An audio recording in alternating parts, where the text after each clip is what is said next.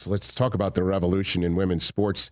You mentioned the CBA conversation between the WNBA and the Players Association. Is that a fault line in this revolution right now? Because you're just seeing an interesting strategy, because imagine it has to be a strategy. It's not happenstance from the PA that on the heels of the league announcing a media deal of $2.2 billion and, also the wake of what we're hearing, these WNBA franchises are being bought for or being bought in for. The union opts out of the deal, the current deal. The league announces expansion, and then they say how the league's first proposal, the PA, was a slap in the face after expansion. I could go on here. The All-Star game where they were wearing Pay Us T-shirts, the players, using that spotlight.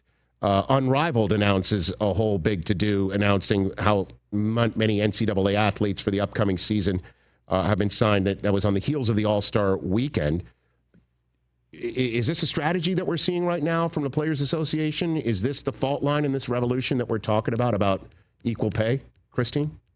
Well, yeah, I mean, that's it. Pay us what you owe us was the T-shirt that they all were wearing at the All-Star game where I was, and doing a lot of book events as well, as you can imagine. Sure. Yes. Indiana and Iowa. They love the book, and that's fun. I think it is. The NBA owns 60% of the WNBA, and that is, of course, team owners like Pacers Sports and Entertainment, obviously, is Pacers and Fever, also just the league in general. We also know, and I don't put this in the book because I was not able, anything that's in the book is journalistically sound. It's the journalism that I have done for years, breaking news, all kinds of inside, back behind the scenes stories, but they're all sourced and whatever. So I don't have the numbers on how much money the WNBA is losing, but by all accounts, it is losing money. But so the players want more, and who can blame them? Caitlin Clark's salary last year as the first pick in the WNBA draft was $76,000. Top pick in the NBA draft, $57 million. So it's never going to be equal. Certainly not in my lifetime or your lifetime, Rich. Maybe in our great, some kids, grandkids' lives, maybe. But I don't even know that's a goal, but it's not a realistic goal. It's the idea of paying athletes more so that they don't. The reason Brittany Griner, of course, was in Russia, as you know, not because of the ambiance in Russia or hanging out with yes, Putin. right. No, all right, it's because she was making $1 million from an oligarch who wanted to pay her to play a few months. And then she was making basically $250,000 in the U.S., so in the WNBA. So when you can make so much money, more money overseas in China, Russia, et cetera, that's a bad look. And so they need to up that and make it a salary that is meaningful. So many of these college players, of course, have great NIL deals like Caitlin Clark did worth millions. So they're coming in with money, which is nice. And the TV dollars, you're right. The TV contract now is 4 times the value of what it was. But all of this, in my mind, it's all related to Caitlin Clark. And the league seems so reluctant, and some players to talk about that. Or when they're talking about the TV ratings, ESPN, for the All-Star game, they say, well, it's the highest, ever. Oh, except for last year. Well, what kind of a report or PR is that? No, you say it's the second highest ever, and it's okay to say last year was more. It dropped 36% because Caitlin Clark wasn't playing. It's all about Caitlin Clark, and it's okay to say that. I covered Tiger, the length of his career. I watched, front row seat and the, press sections and galleries inside the ropes. And quickly the male golfers said, hey, we get it. Rising tide lifts all boats. As soon as the WNBA players do that, and they have not yet done that, some have, but not all. As soon as they do that, Rich, they're going to be better off for understanding the magnitude of Caitlin Clark. Again, guard her, play tough, foul her, whatever. Don't try to kill her or don't try to steamroll her. I'm not saying they're actually trying to kill her, obviously. Yes. But don't do that because, again, like Tiger, tie yourself to this person and make a lot more money because of her. Is Caitlin going to have to win a title for that attitude, for the lack of a better phrase or word, to change?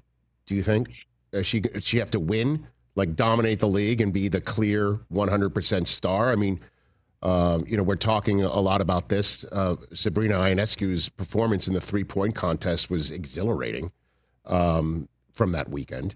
So again, that's the pushback that people have. Like, yes, Caitlin does raise all boats, but there's some other stars in this game. Angel Reese is another one that has a massive fan base and might also be somebody who you also need to have somebody who's a rival. Asia Wilson being another. I could go on and on. Sure. But what will Caitlin have to win with the Indiana Fever for this to change? Do you think wins, actual W's on the scoreboard? Right. I think, yeah, I absolutely think that would be great. And that will certainly add to her resume. Taking Iowa to 2 straight final games is extraordinary, right? So you have the UConn women saying she needs to win a title. Well, the UConn women played with all these other incredible stars, all of them going to the WNBA. And of course, Caitlin Clark played with one person who was going to the WNBA at Iowa, and that's Kate Martin. And the rest are people who have gone on with their careers. So, I find that a little strange because, again, the reality, the numbers are there. Asia Wilson's a great player, and she's getting so much more attention now because of Caitlin Clark. And she is an MVP. I mean, Caitlin is not yet that. Caitlin's not the greatest player in the WNBA, may never be the greatest player in the WNBA, Rich, but she's the most important by far. Again, every number, all of the attendance, moving to bigger stadiums. It wasn't for Angel Reese. Paige Beckers is a great player, great player. She cannot sell out the 8,000-seat arena in Dallas. Juju Watkins, fantastic. Let's hope she gets healthy. She's that magical player. She's the entertainer, kind of like Caitlin. Yeah. And Caitlin is the master entertainer. Juju cannot sell out the USC arena. So what I'm saying is, when you look at the numbers, the funny thing about facts, they're facts. And people get mad at me for saying this stuff. But these are the facts. I have covered this. I so wish Maya Moore had gotten the attention that Caitlin Clark has. I wish that Asia Wilson was literally being discussed in the produce section the way Caitlin Clark is, right? I wish the grandmothers and grandfathers had changed their days for Cheryl and their evenings for Cheryl Swoops and everybody else. I knew them. I covered them. I was covering women's Final Fours in the 90s. I've covered the WNBA throughout the 90s. And all the way and fought for it and fought for coverage within our news organizations. Of course I have. I have. It wasn't happening then.